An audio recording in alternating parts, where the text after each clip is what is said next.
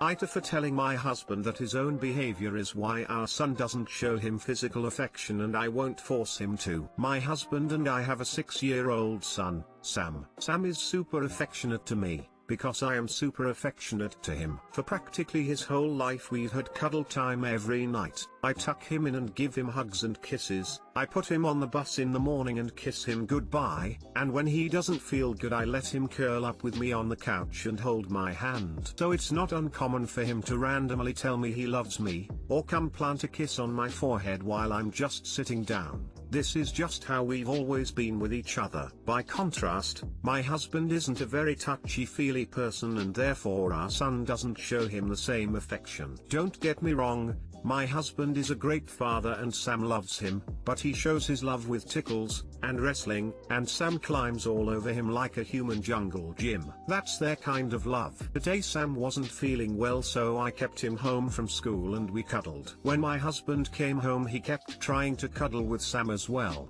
but he only wanted me. This made my husband feel bad, understandably, and said that it looks like Sam loves me more than him. I told him that's not true at all, but that kids emulate the behavior that they experience, and since husband isn't affectionate most of the time, there are definitely some times where he is. Sam isn't affectionate back because he doesn't associate that behavior with his father. I told him that Sam shows him love when they goof off with each other. My husband said that I am making him sound like he's a bad father and that I should force Sam to give him hugs and kisses, but I refused because I think Sam has the right to choose who he is physically affectionate with. He apparently vented to his mom and sister, who have both taken his side. So Reddit, am I the asshole?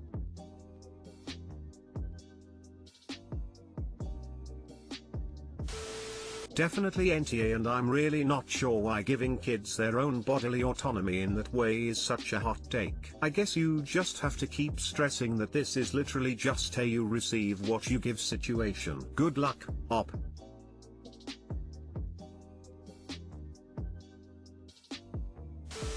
NTA. Your husband's demand that you should force Sam to give him hugs and kisses is flat out wrong. No child should ever be forced into physical contact. Ever. Your husband's desire to have your son express physical affection is great, but demanding it is a terrible strategy that will backfire. Demanding it when a child is already upset and simply wants familiar comfort is really a bad idea. Your son is 6 so he's capable of expressing himself in words and having a conversation. Your husband can talk to him. Hey buddy, I like hugs just like mom does. Can I have a hug? If your husband starts asking for hugs, and taking an occasional no in his stride, the relationship he wants will develop. Sam will learn that his father respects his autonomy and your husband will start to understand Sam's emotional cues. I can see you're upset, Sam. Would you like a hug? NTA. Forcing your kids to show that kind of affection when they don't want to can cause resentment towards the people forcing them to do so. He's still super little and unfiltered, meaning that they act on themselves instead of other people. He enjoys cuddling with mom more, so he doesn't want to cuddle with dad. And I'm sure the same thing goes for wrestling. You can't force your kid to show affection in a way that doesn't make them comfortable. I hope that made sense. Either way, NTA. One of the worst things you can do as a parent, outside whole other level abuse, is to force a child to hug/kiss anyone. NTA. AITA. For being frustrated that my girlfriend doesn't work hard at her job and gets paid nearly twice as much as I do. My girlfriend and I both work in tech. She's a safety validator for software, working at a consulting firm, and I'm doing network infrastructure support. When we both worked in different offices I didn't know much about her day-to-day life at work. I knew she made a lot more than me, 120k to my 66k, and she credits a lot of that to job hopping. She's 25 and has had 3 full-time jobs since college. I've been at one place since college, but since we've been working from home, I've seen a lot of her daily schedule, and hers versus mine are really different. She gets up at 9:15 to drag herself into the home office for her 9:30 to 10 daily meeting. After the meeting she goes and showers and has breakfast from about 10 to 10:45, answering a few Slack messages and emails on her phone, but mostly just listening to podcasts and eating and doing her morning routine. Then she works till noon, and takes a lunch break from noon till 1. Then she works from 1 to 4, often having meetings or working on her own stuff, and at 4 will spend an hour or so doing household chores and stuff while keeping an eye on her phone to answer emails.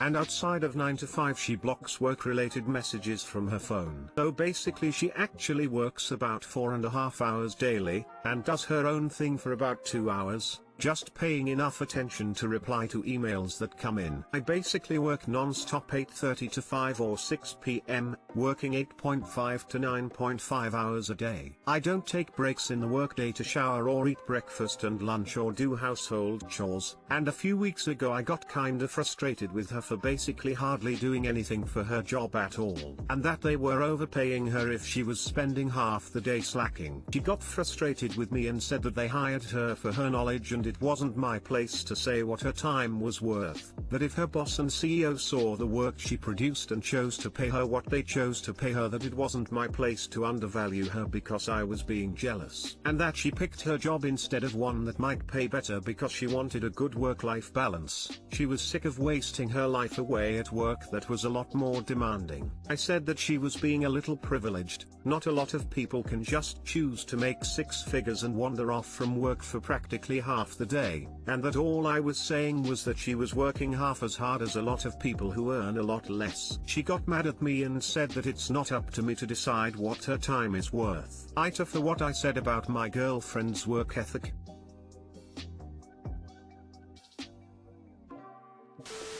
Info: what were you expecting to come out of this conversation you started? Right? Did you think she was going to quit her job or something? And you do sound jealous. What is even the point of you mentioning any of this to her? Are you trying to make her feel bad? There's no point. Deleted. She's using the system to her advantage. Work smarter, not harder. It's also 100% in line with the best career advice I've ever gotten, which is that you want to get to the point where you are being paid for your knowledge, not your time. It's really helped me conceptualize the work I do and what I'm looking for, and was told to me by a woman who gets flown across the country and put up in fancy hotels to consult and gets paid, I don't even want to know, per day. It's entirely fine if you're in a job where you're being paid to have your butt in a chair and do things for 9 hours/day, but there is another level of career where they gave how much you work, because your expertise is so valuable. She job hopped and found one that was sweet as hell. Ask her to guide you to one like it. Yeah, this guy doesn't realize that job hopping is unfortunately the easiest way to get a raise. AITA for drinking in the morning sometimes. Throw away because she uses this sub. My 20M roommate 20F thinks I have a drinking problem. UK, legal age and all that. I work nights, in quite a demanding and stressful job. And sometimes, realistically maybe once a month, every 6 weeks maybe, when I get home in the morning I'll have a couple of drinks to relax and unwind. I honestly do not drink very often because I don't really like the feeling of being drunk, but a slight buzz is fine. Now, without fail, for the last year every time I have been having one of these mornings my roommate has walked in. At first she didn't say anything, but the last 3 times she has. The first couple times she said, "Are you sure you should be drinking at this time?" and stuff about it being so early. I brushed it off. This is my evening. This morning I said something back because she accused me of having a drinking problem because I was drinking at 8 AM. I told her that I have been awake and working all night and her 8 AM is my 8 PM, so it's perfectly acceptable, and I was tired of feeling judged for something so innocuous that I do once a month. I didn't raise my voice or insult her. I was firm. This is my home too and this is reasonable. She called me an asshole and shut herself in her room. I feel that I haven't done anything wrong. AITA?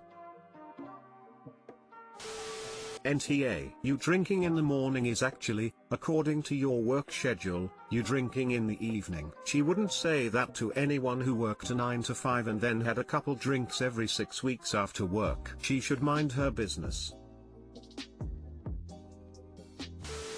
NTA. I spent years working a night shift and you are right. Your times are reversed as her 8 AM is your 8 PM. When I get home at 7:30 AM, I'd have a glass of wine with dinner. You are doing nothing wrong and you don't have an issue.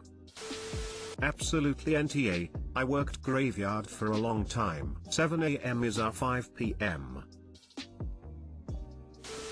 NTA. I used to work third shift and I'd get home at 9 AM. I like a beer with dinner and a movie and then I go to bed. My old roommate would flip on me and say shit like I shouldn't be having pasta for breakfast and I shouldn't be drinking at 9 AM and I shouldn't be sleeping all day. People really don't seem to get that if you're up all night working, 9 AM is evening. Having a drink at 9 PM would be absolutely unacceptable because you have to go to work. Shouldn't be sleeping all day. Bruh, if you work from 10 PM to 9 AM when TF are you supposed to sleep is not during the day? Question mark smiley face, smiley face, smiley face, ISTG. Some people are dense.